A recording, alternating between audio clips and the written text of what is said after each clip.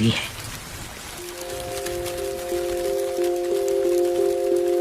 Christmas island के red crabs. इन्होंने गर्मियों का मौसम पत्तियों के नीचे बने अपने नम बिलों में बिताया है। क्रैब्स अपने गिल्स से सांस लेते हैं, इसलिए उन्हें नम रखना ही होगा। इसीलिए मानसून की बारिश होने के बाद ही ये जमीन पर रहने वाले क्रैब्स बाहर निकलते हैं।